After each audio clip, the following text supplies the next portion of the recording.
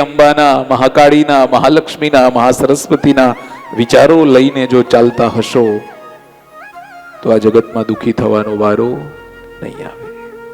પણ અત્યારે છે શું? મેં કર્યું, હું જ કરું છું, મારા દ્વારા જ થાય છે, આ જે વિચાર છે એ સદંતર ખોટો છે. ભગવાનની મરજી વગર ઝાડ ઉપર રહેલું પાંદડું પણ ફરકી શકતું નથી. આપણે તો માણસ છીએ. ઘણા બધાને અહંકાર હોય, ઘણા બધાને લોભ હોય, બધું જુદું જુદું મગજમાં ઘણું બધું ભરાયેલું હોય.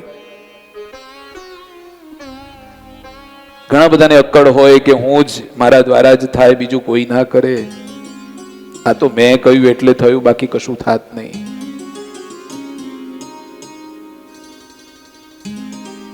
ઘણા લોકો, આપણે ત્યાં તો ઘણા બધા શ્રદ્ધાવાન માણસો છે, આસ્તિક માણસો છે, ભગવાનમાં ભરોસો રાખવા વાળા છે. પણ ઘણા બધા એક પાસું એવું પણ છે કે નાસ્તિક પણ છે, કે જે નથી માનતા.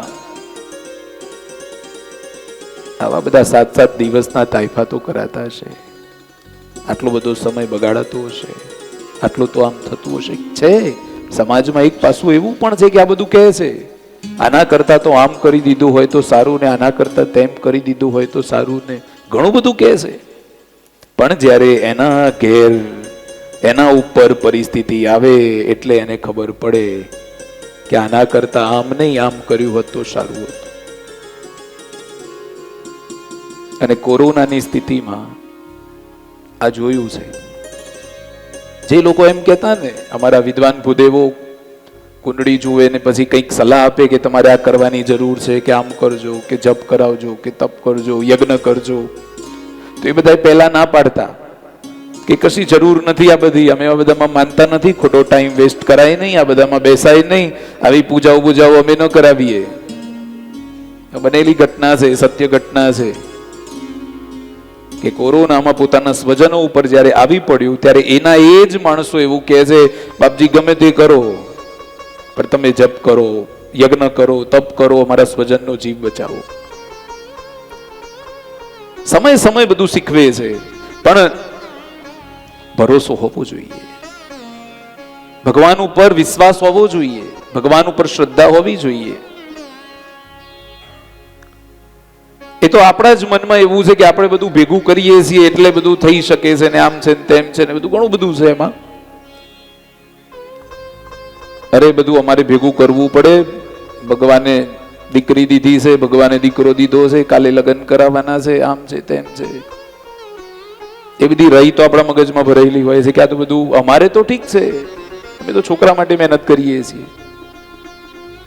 કરવી જોઈએ બહુ જવાબદારીપૂર્વક. સંસારમાં છીએ, પીછેહટ નહીં કરી શકીએ આપણે, સંસારમાં રહીને આ બધું કરવું પડશે. પણ જે ખોટી કામ વગરની જે ચિંતા છે કે કામ વગરનું જે બધું દોડા દોડી છે, થોડીક ઓછી કરી દો. એક વૈદ્ય હતા, બહુ સરસ દવા આપે. એ વૈદ્યને પણ ભગવાન ઉપર પૂર્ણ ભરોસો, પૂર્ણ શ્રદ્ધા.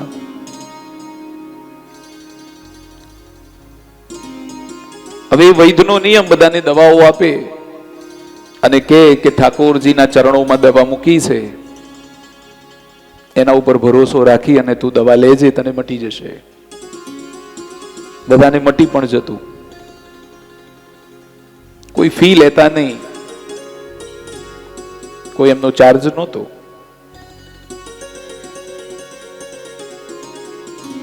એમના ધર્મપત્ની હતા,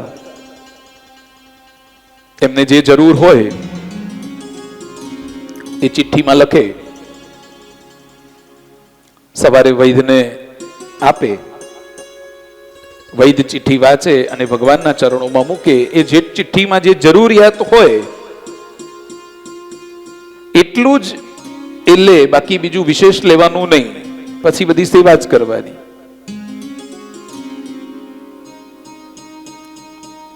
એવામાં એક મોટી એવું કહી શકાય કે આશા સાથે, વિશ્વાસ સાથે એક દંપતી આવે છે. વૈદ્યને કહે છે કે ઘણા વખતથી અમે સંતાન માટે પ્રયત્ન કરીએ છીએ પણ અમને સંતાન નથી, કઈક દવા આપો ને. એ વૈદ્ય દવા આપે છે. એવામાં એ વૈદ્યની નાની દીકરી 9-10 વર્ષની દીકરી હશે. એ દીકરી પોતાના પિતાજીને એ દવા બનાવતા હતા એ દંપતી માટે, એ વખતે જમવા બોલાવવા આવી કે બાપુજી જમવાનું તૈયાર થઈ ગયું છે, તમે આવો. વૈદ્ય કહે છે કે આ દંપતી આવ્યું છે, એમને દવા બનાવી આપીને એમને દવા આપી અને હું આવું છું. વૈદ્ય દવા આપી અને બંને દંપતીને દવા આપી અને ત્યાંથી વિદાય કર્યા. સમય ઉપર સમય થોડોક વીતવા લાગ્યો. વૈદ્યની પત્નીને એક દિવસ એવું બન્યું કે ચિંતા થઈ કે કશું આ તો વધારાનું કશું લેતા નથી, અત્યાર સુધી કોઈ એવો ધનનો સંગ્રહ કર્યો નથી અને દીકરીના લગ્ન આવી પડ્યા છે, દીકરીના લગ્ન કેવી રીતે કરીશું? દીકરીના લગ્નની જે સામગ્રીની જે વસ્તુઓ હતી, લગ્ન માટે જે તૈયારીની જરૂર પડે એ બાબતો હતી, એ બધી જ વૈદ્યના પત્નીએ એક ચિઠ્ઠીમાં લખી એ વૈદ્યને આપી. વૈદ્યે વાંચ્યું કે દીકરીના લગ્નનું આટલું બધું સામગ્રી છે, પણ ભગવાન ઉપર ભરોસો, ઠાકોરજીના ચરણોમાં પછી રાબેતા મુજબ એ ચિઠ્ઠી મૂકી. વૈદ્ય પણ થોડીક ચિંતા કરે કે લગ્ન આવ્યા છે, કરીશું શું? એટલામાં 1-2 દિવસ વીત્યા અને એક મોટી ગાડી વૈદ્યના ત્યાં આવે છે. ગાડી આવી, ગાડીમાંથી 2 માણસો ઉતર્યા. વૈદ્યને પ્રણામ કર્યું અને પૂછ્યું કે મને મારી ઓળખાણ પડી તમને? વૈદ્ય કહે છે કે ના ભાઈ, અહીં તો ઘણા માણસો આવે છે, ઘણા માણસો જાય છે, ભગવાનની કૃપાથી બધાને સારું થાય છે. એ વ્યક્તિએ પોતાની ઓળખ કરાવી કે વૈદ્યરાજ, યાદ કરો એ દિવસ જ્યારે તમારી નાનકડી દીકરી તમને જમવા બોલાવવા આવી હતી, એ દિવસે તમે મારા માટે દવા બનાવતા હતા, મારે ત્યાં કોઈ સંતાન નહોતું, પણ તમારી દવાથી મારે ત્યાં 2 સંતાનો છે અને ભગવાનની બહુ કૃપા છે. સંતાનોના આવ્યા પછી એટલી કૃપા થઈ કે હું કેટલોક સમય વિદેશમાં હતો, અહીં મને આવવાનો સમય મળ્યો નહીં, તમને કહેવા આવવાનો પણ સમય મળ્યો નહીં, પણ મને એટલું તો મનમાં યાદ હતું કે તમારી દીકરી હવે લગ્નના લાયક થઈ હશે અને આપની દવાથી મારા ઉપર કૃપા થઈ, એટલે આજે તમે ના ન કહેતા પણ એ લગ્ન લાયક થઈ છે, એટલે લગ્નની બધી જ સામગ્રી હું પાછળ ગાડીમાં લઈને આવ્યો છું. અને બધી જ સામગ્રી લઈ અને વૈદ્યરાજ ઠાકોરજીના ચરણે મૂકે છે. અને વૈદ્યરાજને પણ ખબર પડી કે ભગવાન ઉપર રાખેલો ભરોસો એ કોઈ દિવસ ખોટો પડતો નથી. પૂર્ણ ભરોસો હતો, વૈદ્યરાજને ભરોસો હતો. દીકરીના લગ્નની તમામ સામગ્રીઓ બધી જ ત્યાં આવી ગઈ છે. એમ આપણે ખોટી ચિંતા કરતા હોઈએ છીએ કે કાલે શું થશે. કાલની ચિંતા કર્યા વગર ભગવાન ઉપર ભરોસો રાખી, ભગવાન ઉપર શ્રદ્ધા રાખી અને ભગવાનનું ભજન કર્યા કરો. બીજા કોઈનું તમે ચિંતન કરશો તો કંઈ વળવાનું નથી. માણસો મોટા પદ પર બેઠા હોય, એમનું લાલન પાલન કરશો, એનાથી પણ કંઈ વળવાનું નથી. જો લાલન પાલન કરવું હોય, ખાતિરદારી કરવી હોય, શરણે કોઈના થવું હોય તો જગતના નાથના શરણે થાઓ, બાકી કોઈના શરણે થવાની જરૂર નથી. ઓ પાલનહારે निर्गुणो न्यारे तुमरे बिने हमारा कौन नहीं. हमरी उलझन सुलझाओ भगवन, तुमरे बिने हमारा कौन नहीं. ओ पालनहारे निर्गुण ओ न्यारे, वाला तुमरे बिने हमारा कौन नहीं. ભગવાન સિવાય આપણું કોઈ નથી.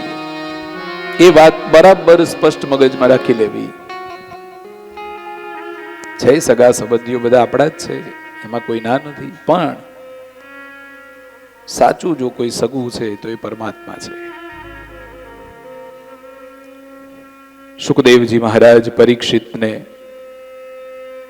દિવ્ય કથાઓ શ્રવણ કરાવે છે. ગઈકાલે આપણે રાસ સુધીની કથામાં આવ્યા હતા. આપણે પણ ઠાકોરજીની આગળ સુંદર મજાનો રાસ આપણે પણ રમ્યા. આશા ભર્યા ને અમે આવ્યા ને મારે વાલે રમાડ્યા રાસ રે.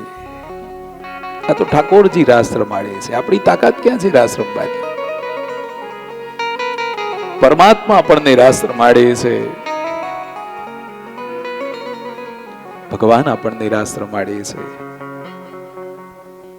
અને સરસ મજાનો રાસ આપણે તો અહીં રમ્યા, અને વૃંદાવનમાં પણ પરમાત્માનો રાસ આપણે તો અટકાવી દીધો રાસ, પણ પરમાત્માનો રાસ અટકતો નથી. એ સતત અને સતત ચાલ્યા કરે છે. એ તો આપણે ક્યાંક ડોક્યું લગાવીને બહાર નીકળી જઈએ છીએ.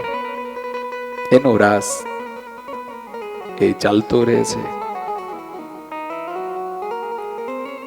ગોપીઓ રાસે રમે છે, કનૈયો રાસ રમે છે, રાધાજી રાસ રમે છે. સુંદર મજાનો એ રાસ. અને એ રાસમાં પુરુષોનો પ્રવેશ વર્જ્ય હતો. પુરુષો પ્રવેશ ન કરી શકે એ રાસમાં.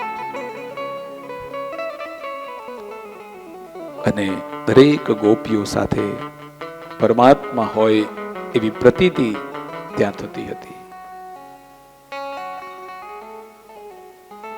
રાધાજી રિસાયા છે કે કનૈયો બધી જ ગોપીઓ સાથે રાસ કરે છે, પણ મારી સાથે રાસ કરતો નથી. કનૈયાને ગોપીઓ ગમે છે, હું ગમતી નથી. રાધાજી રિસાયા. ગોપીઓને અભિમાન થયું કે કનૈયો તો અમારી સાથે જ રાસ રમે, એ બીજા કોઈની સાથે રાસ રમે નહીં. અને ગોપીઓનું અભિમાન દૂર કરવા માટે ભગવાન શ્રી કૃષ્ણ રાધાજી સાથે અંતર ધ્યાન થયા છે. ભગવાન શ્રી કૃષ્ણ જાય એટલે રાસ અટકે છે. કારણ કે ભગવાન હોય ત્યાં સુધી જ રાસ ચાલે.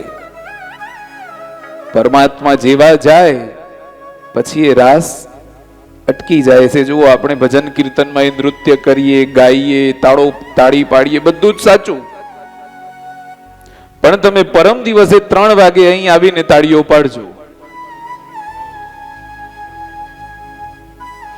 પરમ દિવસે 3 વાગે તમે આવશો તો આ દરવાજો એ ખોલવા દેશે નહીં તમને.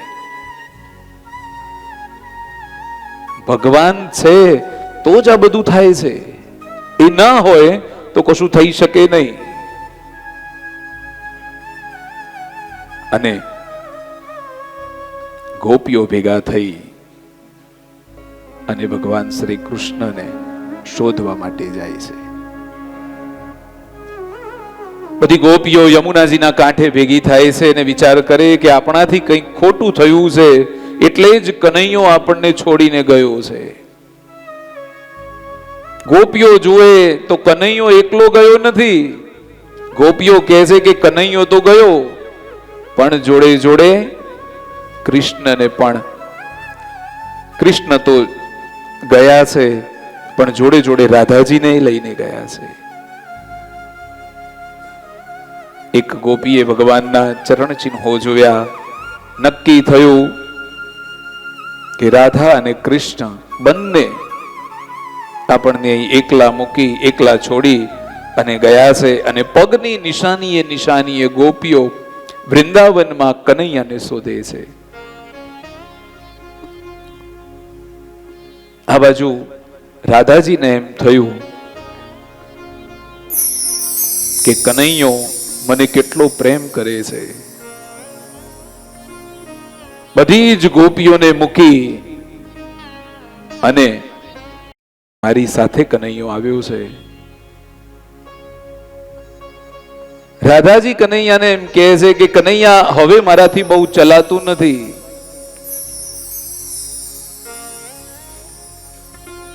એટલામાં રાધાજી એક ઝાડ ઉપર ફૂલ જુએ છે.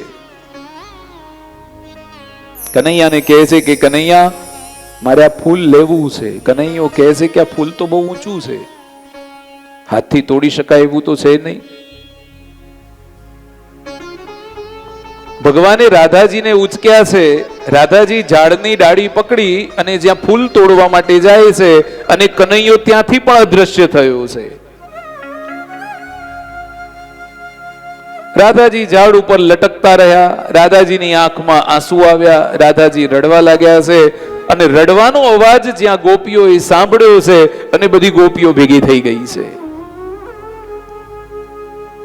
ગોપીઓ કહે છે કે પહેલા અમને છોડી અને કનૈયો ગયો અને હવે તને લટકાવીને કનૈયો ગયો. ભગવાનને અભિમાનનો ભાર જરાક પણ સહન થતો નથી. તમારામાં જો અભિમાન આવ્યું, તમારામાં જો અહંકાર આવ્યો, તો પરમાત્મા એક ઘડી પણ તમારી પાસે રોકાશે નહીં. બધી જ ગોપીઓ અને રાધાજી ભેગા થઈ યમુનાજીના કાંઠે આવે છે.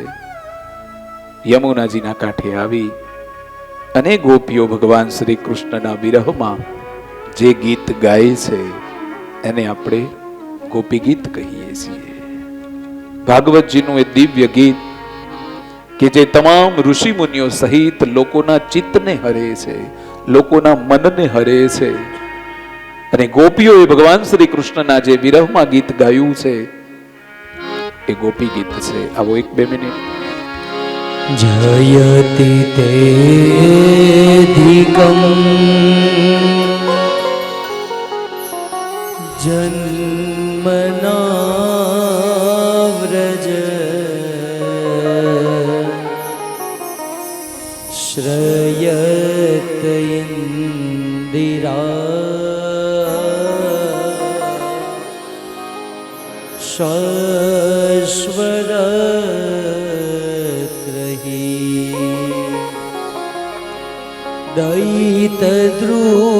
દૈતદૃશ્યતા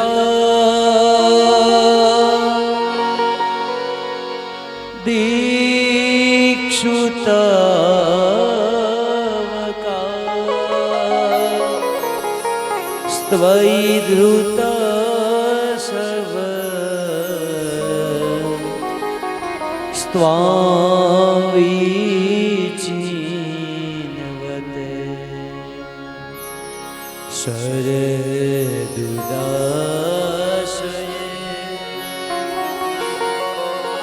સાધુજાતસ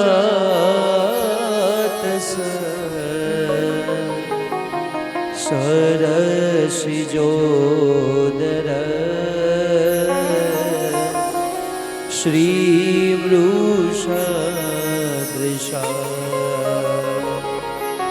સુરતનાથ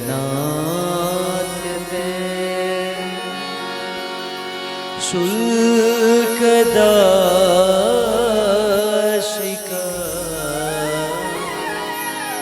વરદનિઘ્નતો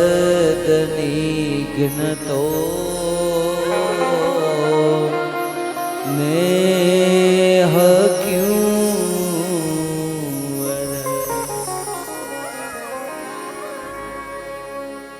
હે વાલા,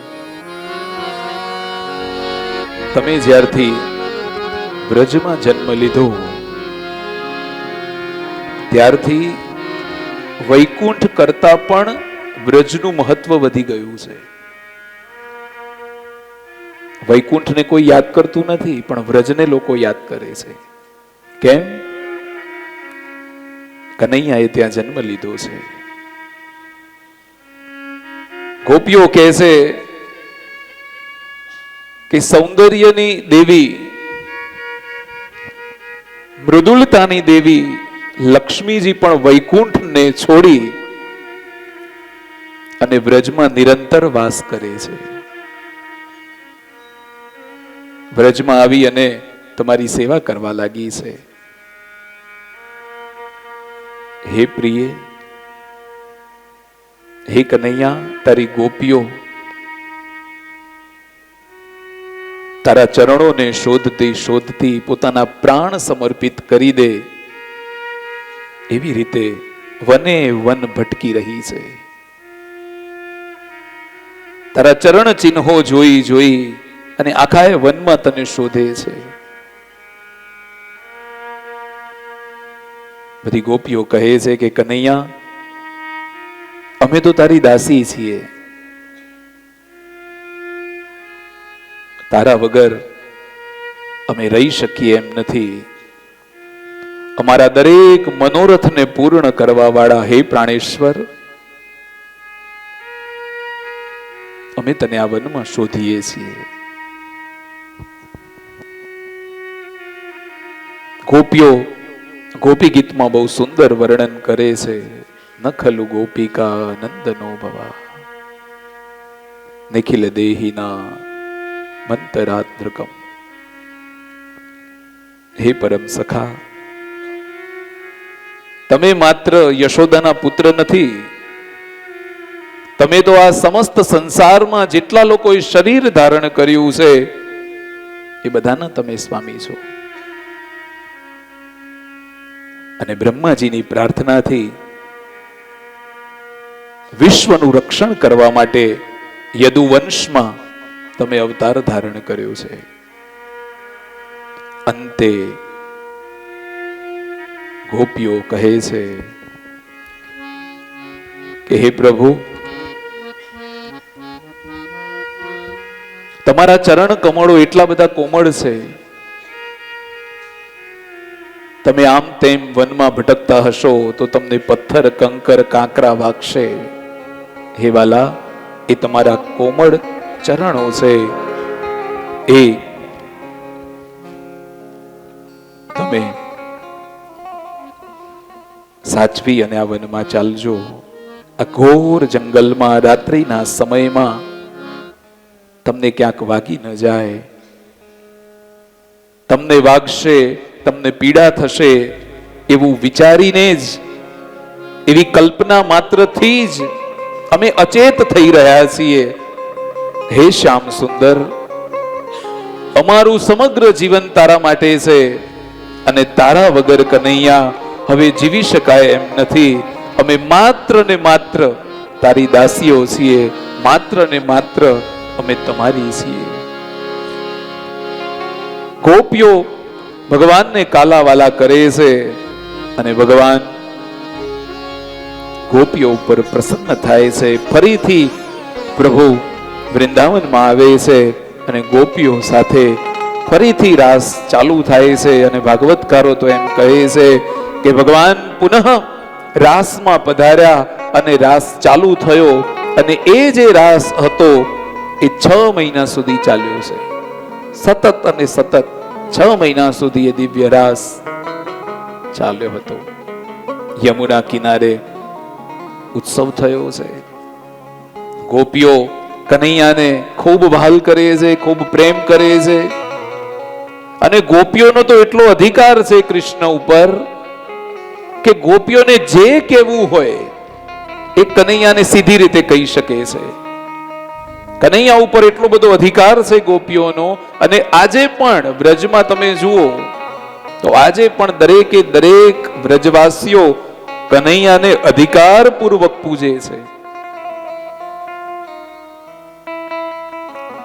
અને ભગવાન શ્રી કૃષ્ણ ગોપીઓ સાથે એટલા બધા હળી મળી ગયા છે, એટલો બધો ભાવ છે. અને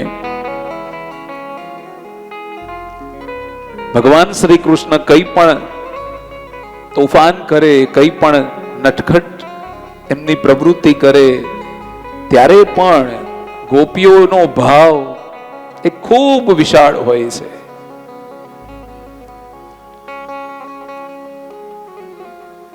અને મા યશોદા પણ કનૈયાને વાલ કરે. બ્રજમાં મેં તમને કહ્યું ને એમ જુદા જુદા નામોથી બ્રજમાં બધા કનૈયાને બોલાવે. પણ જો કનૈયાને મેળવવો હોય, ભગવાન શ્રી કૃષ્ણને પ્રાપ્ત કરવા હોય, ભગવાન શ્રી કૃષ્ણની ભક્તિમાં લીન થવું હોય, તો આપણા અંદર પણ ગોપી ભાવ પ્રગટ થવો જોઈએ. જ્યાં સુધી ગોપી ભાવ પ્રગટ નહીં થાય ત્યાં સુધી કનૈયો આપણાથી છેટો જ રહેશે. એને તમે નજીક નહીં લાવી શકો. અને એટલે જ બધી ગોપીઓ કનૈયા ઉપર એટલો બધો અધિકાર પ્રસ્થાપિત કરે છે, કનૈયા ઉપર એટલો બધો અધિકાર રાખે છે. અને ગોપીઓ કહે છે, અને નરસિંહ મહેતાનું એ દિવ્ય પદ કે જેમાં ગોપીઓ કનૈયાને કહે છે કે કાનજી તારી માં કહેશે અમે તો કાનોડો કહેશું. કાનજી તને તો તારી માં કે, કારણ કે તું એનો દીકરો છે, પણ અમે તો તું જન્મ્યો ત્યારથી તને ઓળખીએ છીએ. આજે તું મોટો થઈ અને આ બધી લીલા કરે છે, બરાબર છે, પણ તું જન્મ્યો ત્યારથી અમે તને ઓળખીએ છીએ અને તારા ઉપર અમારો અધિકાર છે. આવો 1-2 મિનિટ ગોપીઓની દ્રષ્ટિથી, બ્રજની જે ગોપીઓ છે એની દ્રષ્ટિથી આપણે કનૈયાની ભક્તિ કરીએ. હે માખણ ખાતા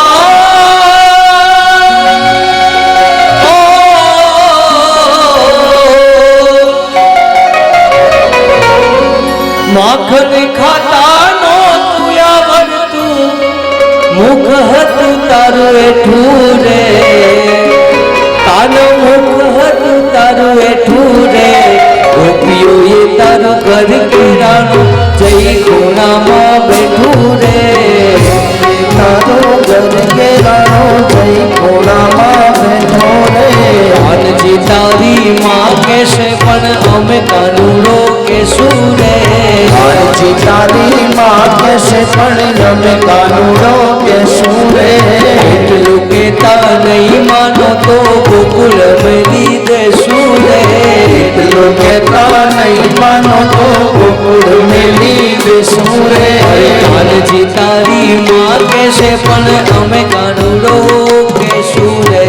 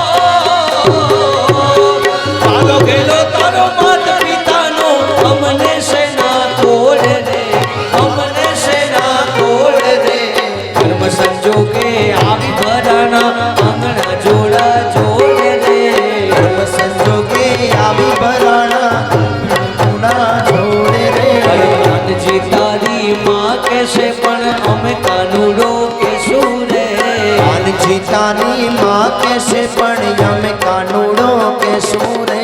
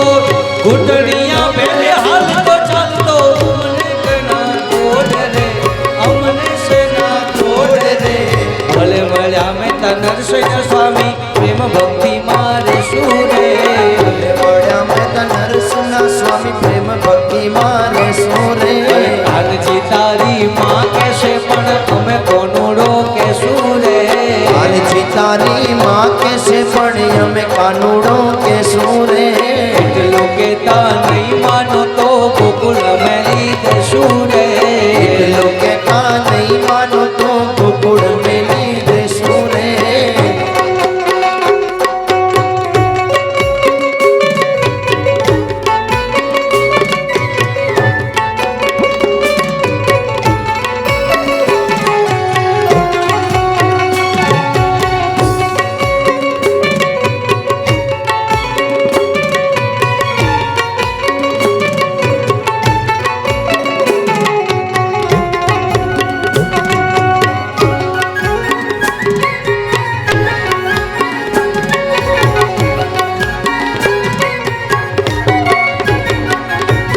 ઝૂલણ પહેરતા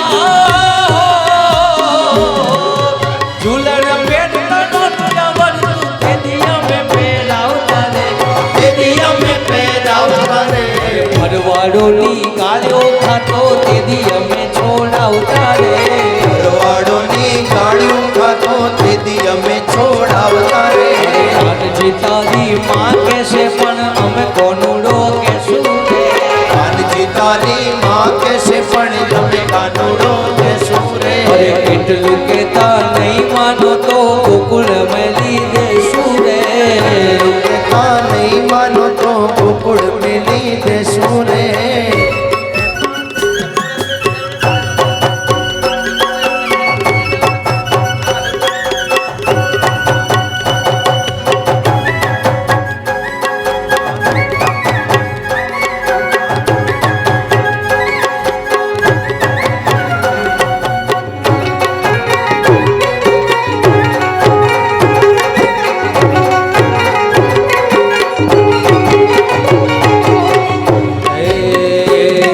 કાનુડો કાળો કાળો રાધા છે ગોરી ગોરી કાનુડો કાળો કાળો રાધા છે ગોરી ગોરી છે એક નવલ કિશોરી અને એક નવલ કિશોરી એક નવલ કિશોરી छे एक नवल किशोरी કાનુડો કાળો કાળો રાધા છે ગોરી ગોરી કાનુડો કાળો કાળો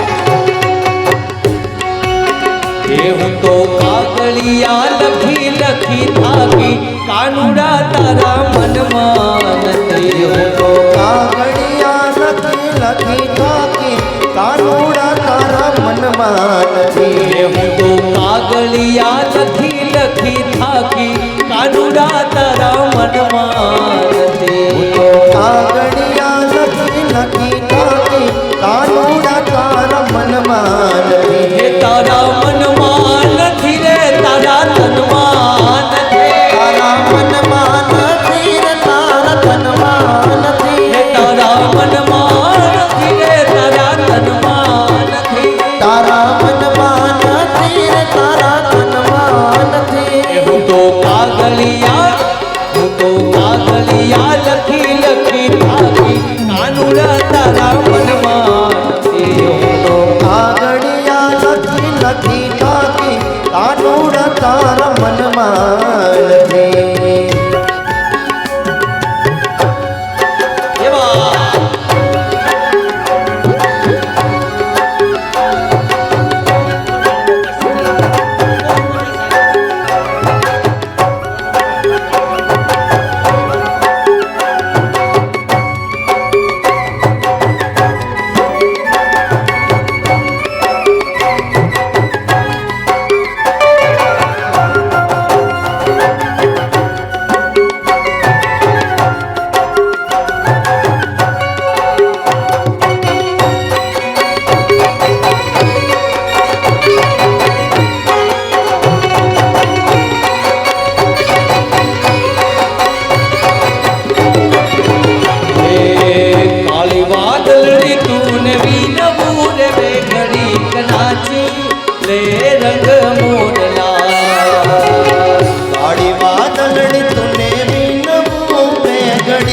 નાચીને રંગ મોરલા.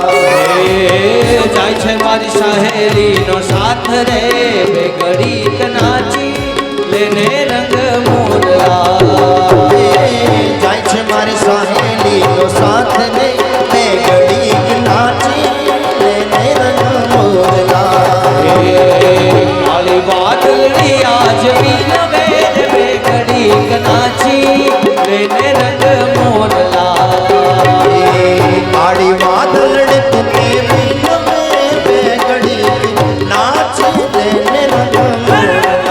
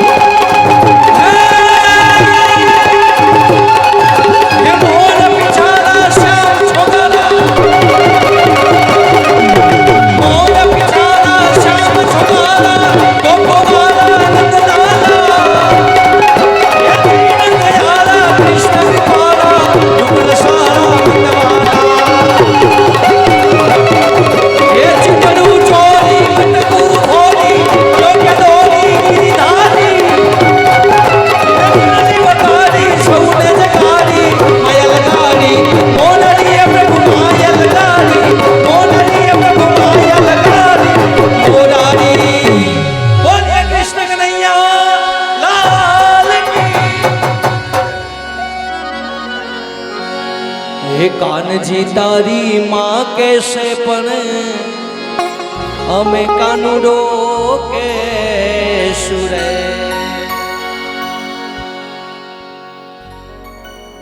કનૈયાની લીલાઓ બ્રજમાં વધતી જાય છે. ત્યાર પછી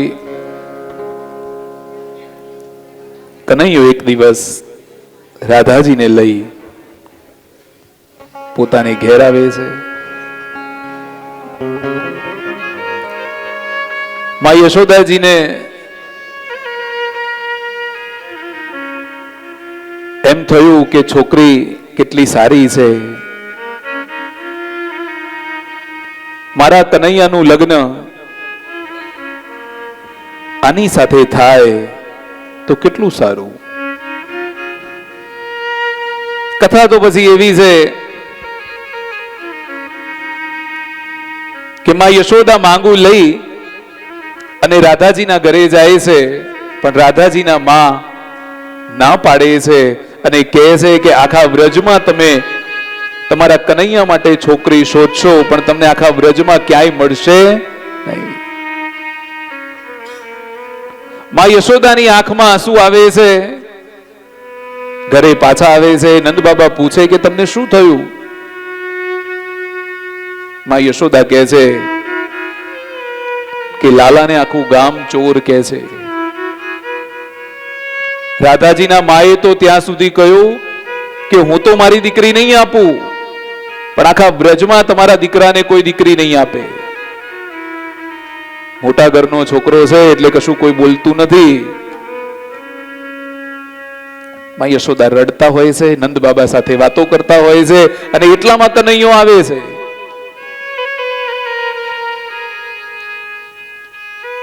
મા બાબાની વાત સાંભળી કનૈયાને ખબર પડી કે આ મામલો કોઈ છોકરીનો લાગે છે.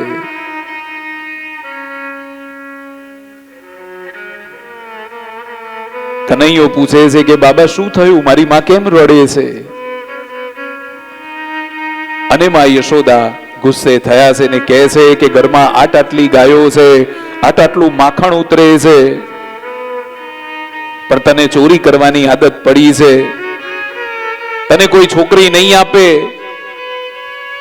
આખું ગામ તને ચોર કહે છે. કનૈયો મનમાં ને મનમાં વિચાર કરે કે મને ગામ તો માખણ ચોર કહે છે, પણ તમારું તો આખું કુટુંબ ચોર છે. હું તો માખણ ચોરું છું, તમે તો કોકના છોકરા ચોરો છો. કનૈયાને ખબર પડી કે રાધાજીના માતાએ અપમાન કર્યું છે, અને નટવર ભગવાન શ્રી કૃષ્ણનું નાટક ત્યાં શરૂ થાય છે. બરાબર આ ઘટના ઘટિત થઈ એના 8મા દિવસે રાધાજીને મૂર્છા આવી છે. એવા બેભાન થયા છે કે આંખો જ ખુલતા નથી. ગોપીઓ રાધાજીના માતાને કહે છે કે જ્યારે આખા વ્રજમાં કોઈને ભૂત વળગે, કોઈ બેભાન થઈ જાય, કોઈને કઈ તકલીફ થાય તો કનૈયો જ બધાનું ભૂત ઉતારે છે. રાધાજીના માતા રડે છે.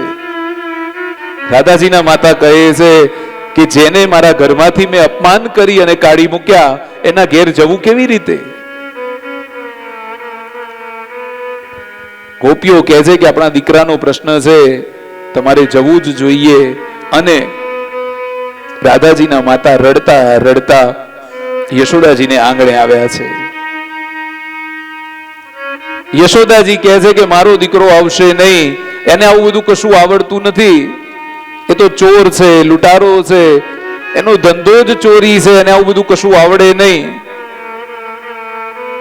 રાધાજીના માતા આવેલા એ પૂર્વે માં યશોદાએ કનૈયાને કહેલું કે કનૈયા, અમારી વાતો થાય એમાં તારે વચ્ચે કશું બોલવાનું નથી.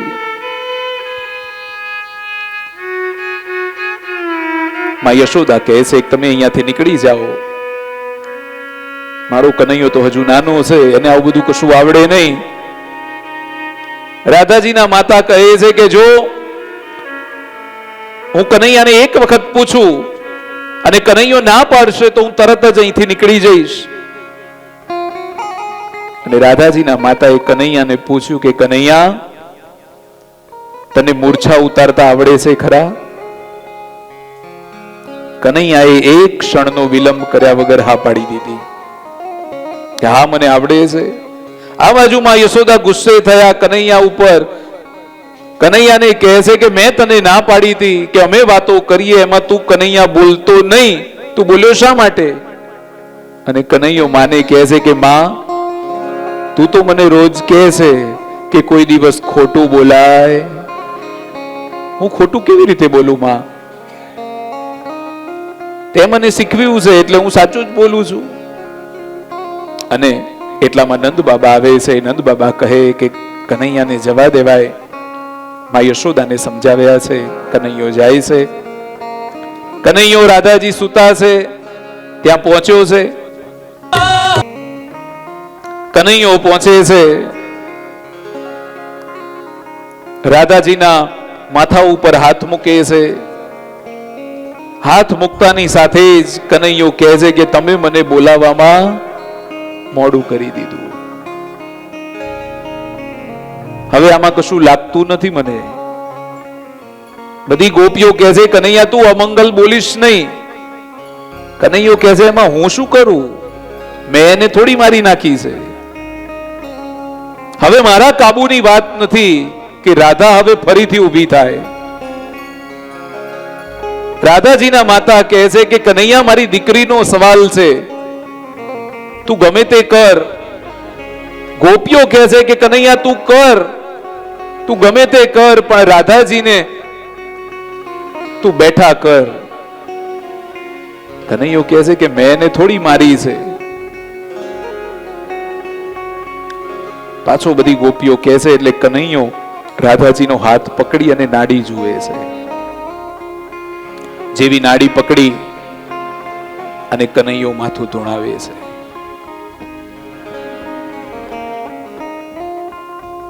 કનૈયો માથું ધૂણાવીને કહે છે કે આ દીકરી તમારી, આ તમારી રાધા તમારા ભાગ્યમાંથી હવે ધીરે ધીરે ધીરે જઈ રહી છે.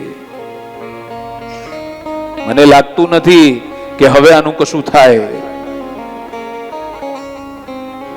તમારી દીકરી તમારા ભાગ્યમાંથી જઈ રહી છે, પણ જો સામાવાળા પક્ષનું ભાગ્ય જોર કરતું હશે તો કદાચ બચી જાય. બધી ગોપીઓ કહે છે કે સામાવાળા પક્ષનું એટલે શું? કનૈયો કહે છે કે રાધાની જલ્દીથી જલ્દી સગાઈ કરી નાખો. જલ્દીથી જલ્દી સગાઈ કરી નાખશો તો કદાચ બચી જાય. રાધાજીના માતા કહે છે કે કનૈયા એટલી જલ્દી તો કેવી રીતે સગાઈ કરવી? આ થોડી ખાવાના ખેલ થોડી છે કે સગાઈ થઈ જાય. બધી ગોપીઓ કહે છે કે માં તું યાદ કર કે માં યશોદા હમણાં અઠવાડિયા પહેલા આવેલા, કનૈયાનું માંગું લઈને આવેલા. તો એક કામ કરો, તમે કનૈયાને ત્યાં જ રાધાની સગાઈ કરી નાખો.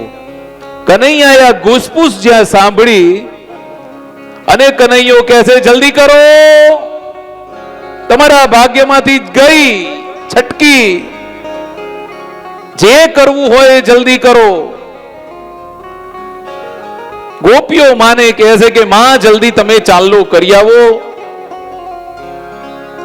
અને રાધાજીના માતા ફરીથી માં યશોદાજીને ત્યાં આવ્યા છે. હાથ જોડીને કહે છે કે આજથી મારી દીકરી મેં તમારા ઘેર આપી, પણ માં માનતા નથી. માં યશોદા કે મારે તારી દીકરી લેવી નથી, તારી દીકરી તને મુબારક, તારા ત્યાં જ રાખ, અમારે જોઈતી નથી. રાધાજીના માં રડે છે, કહે છે કે સગાઈ કરી નાખો.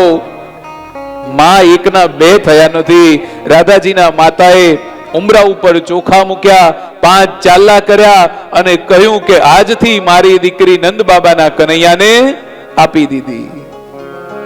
રાધાજીના માતા પાછા આવ્યા છે ને કહ્યું કે કનૈયા મેં ચાંદલા કરી નાખ્યા છે અને મારી દીકરી એ નંદ બાબાને ત્યાં એટલે કે તારા ઘરે તને આપી દીધી છે. અને મોર પંખ કનૈયો કાઢે છે, મનમાં ને મનમાં કંઈક બોલે છે. મોર પંખ જેવું કાઢ્યું રાધાજીના મસ્તક ઉપર જ્યાં ફેરવ્યું છે અને રાધાજીની મૂર્છા દૂર થઈ છે. ફરીથી રાધાજી જેવા હતા એવા સ્વસ્થ બન્યા છે. વ્રજમાં કનૈયાએ ખૂબ લીલાઓ કરી છે. ભાગવતજીમાં પણ ખૂબ લીલાઓનું વર્ણન આવે છે. મહાપુરુષોના મુખારવિંદથી પણ સાંભળ્યું છે કે કનૈયાએ બ્રજમાં બહુ જ લીલાઓ કરી છે. ગોપીઓ સાથે, રાધાજી સાથે, માં યશોદાજી સાથે, નંદ બાબા સાથે. પણ ભગવાનનું કાર્ય, ભગવાનના અવતરણનું પ્રયોજન માખણ ચોરવાનું, બ્રજમાં નૃત્ય કરવાનું, રાસલીલા કરવાનું નહોતું. એ તો પરમાત્માએ લીલા કરી છે. મૂળ જેનું કાર્ય છે એ કાર્ય કરવાનો સમય તો હવે થયો છે. નારદજી કંસને મળે છે. કંસને મળી અને નારદજી કહે છે કે કંસ, તારા માથે મોત આંટા મારે છે એ તું ભૂલી ગયો? હું તને ચેતવવા માટે આવ્યો છું. પહેલા પણ, આજથી 11 વર્ષ પહેલા પણ મેં તને ચેતવ્યો હતો. આજે ફરીથી તને ચેતવું છું કે તારો કાળ તારા હાથમાંથી છટકી ગયો છે. તારો કાળ તારા હાથમાંથી છટક્યો છે અને તારો કાળ તને નહીં છોડે. આજકાલ કરતા તારો કાળ 11 વર્ષનો થયો છે. હવે સાવધાન થા. કોઈ પણ તમે તપ કરો, કોઈ પણ તમે જપ કરો, કોઈ પણ ભગવાનની પૂજા કરો, કોઈ પણ ભગવાનની આરાધના કરો તો થોડુંક ધીરજ રાખવું. કારણ કે 12 વર્ષ પછી કોઈ પણ કરેલું જે કાર્ય હોય છે, 12 વર્ષ પછી તમારા કરેલા જપ તપની સિદ્ધિ તમને 12મા વર્ષે એનું ફળ દેખાય છે. ઉતાવળ કરવી નહીં. કાલે આંબો વાવો અને આજે કેરી માંગો એવું થશે નહીં. આંબો વાવો એટલે 12મા વર્ષે એનું ફળ મળે. જે ભગવાનનું તમે પૂજન યજન કરતા હોય એ 12મા વર્ષે એનું ફળ મળે. અને આપણે ત્યાં કહેવાય છે કે અનિતિ ધન ટકે નહીં, ટકે 5 7 કે 12. અનિતિનું ધન હોય, ખોટી રીતે ભેગું કર્યું હોય, એ 5મા વર્ષે, 7મા વર્ષે કે 12મા વર્ષે ગયા વગર રહેતું નથી. એવી રીતે નીતિથી કરેલું પરમાત્માનું નામ છે. નીતિપૂર્વક તમારું જીવન તમે જીવો છો, નીતિપૂર્વક ભગવાનનું તમે ભજન કરો છો, તો એ પણ 5મા વર્ષે, 7મા વર્ષે કે 12મા વર્ષે એનું ફળ આપ્યા વગર રહેતું નથી. 12 વર્ષ પછી યોગની, તપની, સાધનાનું ફળ પ્રાપ્ત થતું હોય છે. નારદજી કહે છે કે યાદ કર યોગ માયાના વચનને. તને યોગ માયાએ શું કહ્યું હતું? કંસ કહે છે નારદજીને કે મને એવું લાગે છે કે નંદ બાબાનો દીકરો કનૈયો છે એ જ દેવકીનો 8મો ગર્ભ છે. નારદજી હસતા હસતા કહે છે કે કંસ, તારું અનુમાન સાચું છે. કંસ કહે છે કે નારદજી, મેં જે બાળકીને મારી હતી એ બાળકી કોણ? મેં જે બાળકીને મારવા માટે, જે એને પછાડવા માટેનો પ્રયત્ન કરેલો અને મારા હાથમાંથી છટકી અને એ ગઈ, એ કોણ? નારદજી કંસને કહે છે કે તને ખબર નથી, નંદ અને વસુદેવજી બંને મિત્રો છે અને વસુદેવજીના દીકરાને બચાવવા માટે નંદ બાબાએ પોતાની દીકરીનો ભોગ આપેલો છે. દેવકી તો કારાગૃહમાં હતા. મોટા મોટા તાળા લાગેલા હતા. સેવકો પહેરો ભરતા હતા. તો આ અદલા બદલી થઈ કેવી રીતે? નારદજી હસતા હસતા કહે છે કે કંસ તો મૂર્ખ છે. આ સેવકો તારાથી કંટાળી ગયા હશે. ચાવીઓ તો બધી એમની પાસે હતી અને તારાથી કદાચ બની શકે કે કંટાળી અને એમણે જ તાળા ખોલી આપ્યા હોય. નારદજી કહે છે કંસને કે એ બધું તું જવા દે. તને ચેતવવા માટે હું આવ્યો છું. હવે ઘણું બધું થઈ ગયું છે, તું સાવધાન બની જા. હવે તો તને પણ ખબર પડી ગઈ છે કે નંદ બાબાનો દીકરો કૃષ્ણ છે એ જ તારો કાળ છે.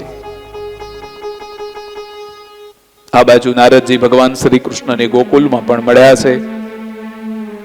ધનુષ યજ્ઞનું આયોજન થયું છે. કંસે પોતાના મિત્રોને બોલાવી અને કહ્યું કે મારી શંકા હવે સાચી પડી છે. કૃષ્ણ અને બલરામ જ મારા કાળ છે. શલ, તોશલ, ચાણૂર, મુષ્ટિક વગેરે મલ્લોને બોલાવીને પણ કંસ કહે છે કે ધનુષ યજ્ઞમાં બંને ભાઈઓને બોલાવીએ ત્યારે તમે બંનેને મારી નાખજો.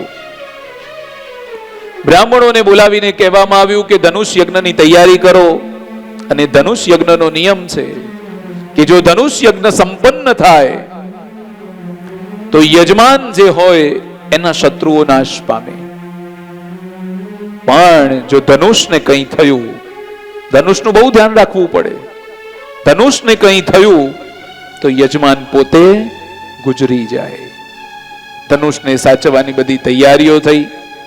આ બાજુ કંસ મહાવતોને બોલાવીને કહે છે કે કૃષ્ણ બલરામ આવે એટલે બંનેને તમે કચડી નાખજો. જો એ હાથીથી બચી જાય તો એને તમે હાથથી મારજો. મલ્લોએ કહ્યું કંસને કે મહારાજ તમે જરાય ચિંતા ના કરશો. કૃષ્ણ બલરામ જ્યારે આવશે ત્યારે મચ્છરની જેમ એ બંનેને અમે મસળી નાખીશું. આ બાજુ કંસ ક્રૂરજીને બોલાવે છે ને કહે છે કે તમારે એક કામ કરવાનું છે. આવતીકાલે સવારે સુવર્ણનો રથ લઈ તમે ગોકુલમાં જાઓ. કૃષ્ણ બલરામને તમે યજ્ઞમાં લઈ આવો. બંનેને મારવાની મારી ઈચ્છા છે. આ બાજુ અક્રૂરજી કંસને કહે છે કે કંસ તને હવે મરવાની ઉતાવળ આવી લાગે છે. તે કૃષ્ણ વિશે હજુ કશું સાંભળ્યું નથી. એ તો કાળનો એ કાળ છે.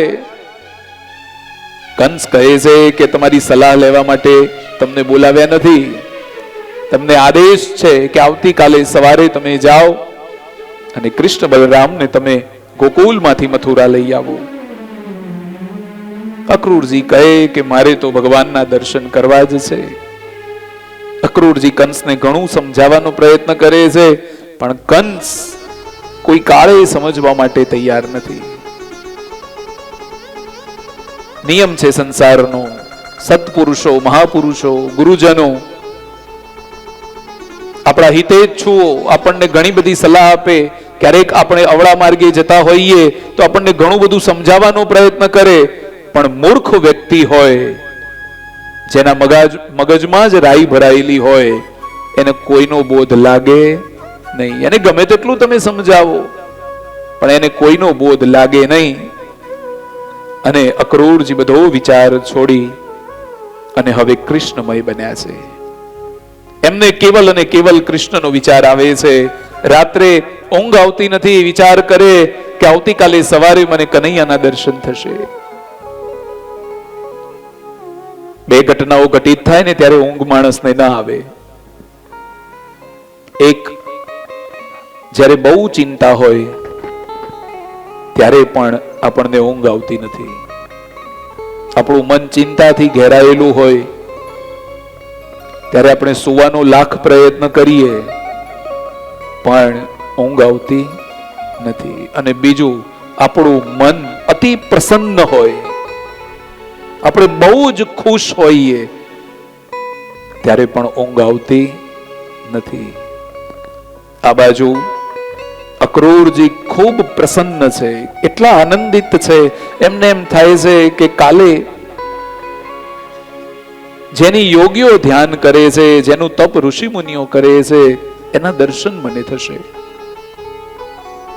વહેલા ક્રૂરજી જાગ્યા છે. કંસે રથ મોકલી દીધો છે. ગણપતિ મહારાજનું સ્મરણ કર્યું છે અને ગોકુલમાં રથ જાય. મથુરાથી ગોકુલ જવાનું હતું. મથુરાથી હજુ રથ પ્રારંભ થાય છે, નીકળ્યો છે. એ પહેલા તો અક્રૂરજીએ પરમાત્માનું જે નામ લીધું છે એ ભગવાનના ચરણે પહોંચી ગયું છે. વિચાર કરે કે આજે મને પરમાત્માના દર્શન થશે.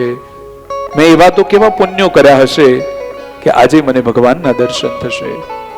આજે મારા તમામ અમંગલનો નાશ થશે અને આ મારો જન્મારો જે છે એ સફળ થશે. અક્રૂરજી વિચાર કરે કે પ્રભુ મને મળશે તો કેવી રીતે બોલાવીશ? એ મને કેવી રીતે બોલાવશે? હું તો એમના કાકા થઉં. વિચારતા વિચારતા રથ પાછો વચ્ચે અટકી જાય. ભગવાનનું ધ્યાન લાગી જાય. પાછું થોડુંક ધ્યાન છૂટે અને રથ પાછો આગળ જાય. એમ કરતા કરતા સવારથી લઈ અને સાંજ પડી અને સાંજનો પહોર જેવો થયો છે અને રથ ગોકુલમાં પ્રવેશ કરે છે. અક્રૂરજીનો રથ જેમ સવારથી સાંજ સુધી ગોકુળમાં પહોંચે છે, ભાગવતકારો એમ કહે છે કે ભગવત સ્મરણ કરતા કરતા, ભગવાનનું નામ લેતા લેતા ક્યારે આપણે 70-80 વર્ષના તબક્કે પહોંચી જઈએ આપણને ખબર પડતી નથી. દિવસો જોત જોતામાં પૂરા થઈ જાય છે. જીવનનો રસ્તો તમે જુઓ તો ખૂબ ટૂંકો છે. આમ આપણે કહીએ કે ખૂબ લાંબુ જીવન છે, પણ એમાંથી તમે જેટલા દિવસો જીવ્યા છો એ જ ગણતરીમાં આવે છે. જેટલા દિવસો તમે આનંદપૂર્વક પસાર કર્યા છે એટલા જ એ ગણતરીમાં આવે છે. જેટલા દિવસ પરમાત્માનું નામ લીધું છે એટલા જ દિવસો આવે છે.